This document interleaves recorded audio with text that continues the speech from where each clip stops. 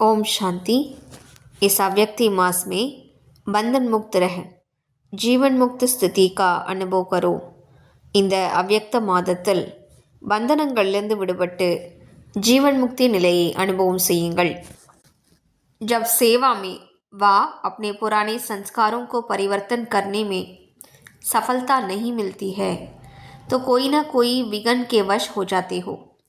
எப்போது சேவையிலோ அல்லது தனது பழைய சம்ஸ்காரத்தை மாற்றம் செய்வதிலோ வெற்றி கிடைக்காத போது ஏதாவது தடைகளுக்கு பிரச்சனைகளுக்கு வசப்பட்டு விடுகிறீர்கள்। फिर उनसे मुक्त होने की इच्छा रखते हो लेकिन बिना शक्ति के इच्छा पूर्ण नहीं हो सकती। इसलिए अलंकारी रूप बनो, शक्ति रूप धारण करो। பின்னர் அவற்றிலிருந்து விடுபடுவதற்கான ஆசை வைக்கிறீர்கள், ஆனால் சக்தி இல்லாமல் அந்த ஆசை நிறைவேறாது।